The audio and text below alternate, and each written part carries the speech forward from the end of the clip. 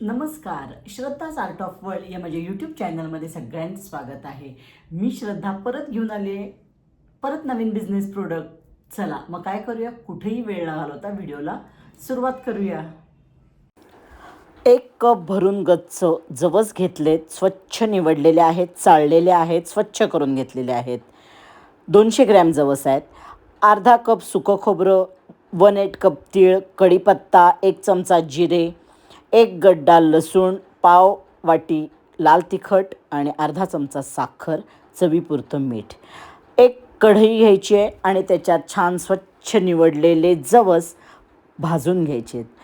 जवस बारीक गॅसवर भाजायचे किंवा मीडियम टू लो गॅसवर भाजा. जवस बारीक गॅसवर छान कुरकुरीत होईपर्यंत आपल्याला भाजून घ्यायचे. जवस तडतडायला लागले की समजायचं की आपले जवस भाजत आलेले आहेत. भाजले गेले छान की ते छान तडतडायला लागतात. एखादा तुकडा खाऊन बघायचा आहे की मस्त कुरकुरीत आपला जवस झाला आहे का. बारीक गॅसवर भाजा, मोठ्या गॅसवर भाजू नका. जवस हे बघा मस्त तड आवाज येतोय त्याचा जेव्हा तुम्ही जवस आपले भाजून झाले की. 1 तुकडा मी नेहमीप्रमाणे खाते. आता हे सगळे जवस आपण एका ह्याच्यात काढून घेणार आहोत. सगळे जवस काढून घेऊया आणि त्याच कढईमध्ये आता आपण एक पुढचे पदार्थ भाजून घेऊ.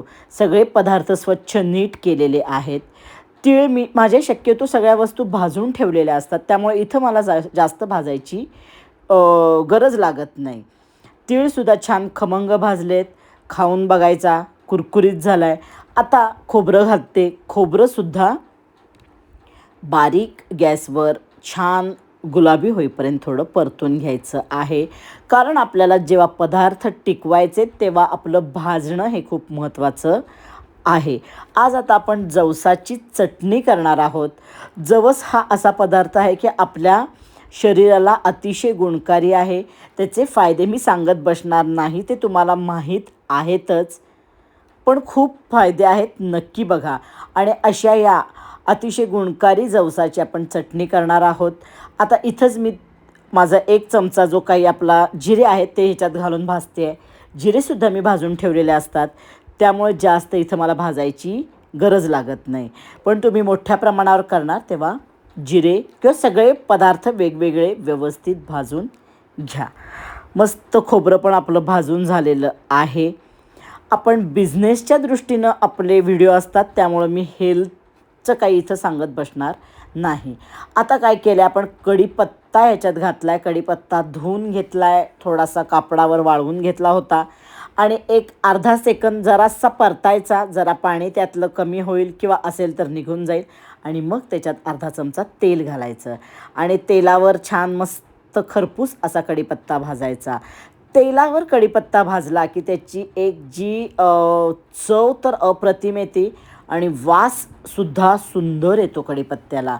आणि असा कुरकुरीत झालेला कढीपत्ता आपण बघायचा आहे. चुरडून छान कढीपत्ता चुरडला जातो आहे. गॅस बंद करून टाकला आहे आणि याच्यामध्ये सगळं जे काही भाजलेलं सामान आहे ते आपण घालायचं आहे आणि पूर्ण गार होईपर्यंत तसंच ठेवून द्यायचं आहे, म्हणजे अजून आपलं सामान सगळं कुरकुरीत होईल. पूर्ण गार आता इथं झालेलं आहे. आता मिक्सरचं भांडं घ्यायचं आहे, त्याच्यात सगळं घालायचं आहे. यामध्ये अर्धा चमचा साखर, लसूण 1 गड्डा, 15-20 काय असतील त्या मोठ्या पाकळ्या घ्यायच्या आहेत. पाव वाटी आपण तिखट घेतलं आहे. हे सगळं आता फिरवून घ्यायचं आहे मिक्सरवर. इथं तर मी मीठ विसरले होते म्हणून मी परत नंतर मीठ घातलेलं आहे. मीठ चवीप्रमाणे घाला. खारटपणाला थोडं मीठ आमचं कमी आहे म्हणून थोडं जास्त लागतं आहे. आता एकदा फिरवून घ्यायचं आहे, सगळं मिक्स करायचं आहे. जर जास्त वाटलं तर हे 2 भागात तुम्ही मिक्सरवर फिरवून घ्या. थोडं काढा, आधीचं सगळं मिक्सरवरनं फिरवा, मग दुसरी बॅच मिक्सरवर फिरवा. जास्त वाटलं तर म्हणून मी काय केले, थोडंसं काढून ठेवणार आहे आणि 2 बॅचमध्ये सगळं व्यवस्थित छान बारीक करून घेणार आहे. मी चटणी थोडीशी बारीक ठेवते म्हणजे पोळीवर भुरभुरायला किंवा ह्याला खूप छान लागते. आता मी जराशी चटणी खाऊन बघितली होती, त्यात थोडं मीठ आणि तिखट कमी वाटलं म्हणून मी थोडं परत घातलेलं आहे. जरा साखर घातली, मला गोडसर आवडतं. तुम्हाला इथं जर चिंच आवडत असेल तर चिंचसुद्धा तुम्ही घालू शकता. सगळं मिक्सरवर 2 बॅचमध्ये काढलं आणि आता सगळं हातानं छान चोळून मी एकसारखं करून घेते आहे. तुम्हाला थोडी भरड चटणी आवडत असेल तर नक्की भरड करा इथं. मला थोडी फाईन आवडती म्हणून मी नेहमी फाईन करते. म्हणजे पोळीवर, कधीकधी ब्रेडवरसुद्धा तुपावर ब्रेड भाजला तर वरनं मस्त भुरभुरवून खायला छान लागते. म्हणून मी थोडी फाईन करते. तुम्हाला जशी आवडेल तशी तुम्ही मिक्सरवरनं काढा. आपली अतिशय गुणकारी अशी जवसाची चटणी तयार झाली आहे. कोणाला समजणार नाही जवसाची चटणी आहे. ज्यांना आवडत नाही किंवा लहान मुलांना नाही आवडत जवस, ते सुद्धा आवडीनं खातील.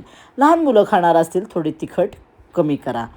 आता 50-50 ग्रॅमची आपण पाकिटं तयार करणार आहोत आणि आपली जवसाची चटणी हे प्रोडक्ट तयार झालेलं आहे. मग मी कढीपत्त्याची चटणीसुद्धा दाखवलेली आहे. हे 2 अजून पुढच्या 1-2 चटण्या आहेत, मी पुढच्या ह्याच्यात मी त्या दाखवीन.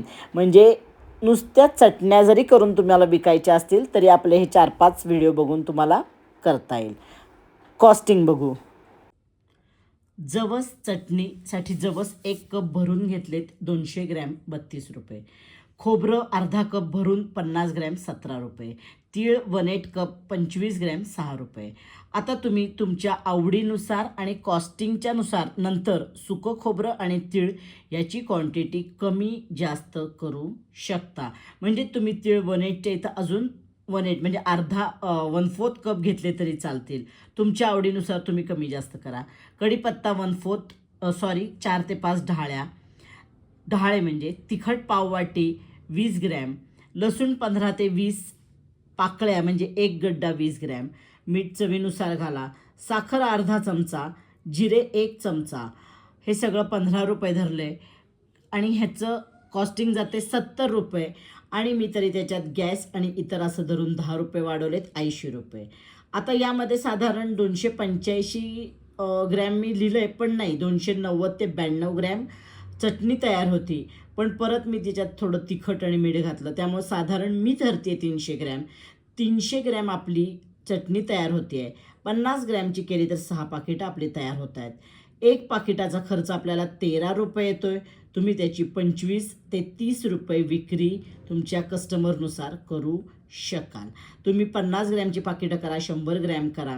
तुमच्या मागणीनुसार तुम्ही पाकिटाची वजन कमी जास्त करू शकता.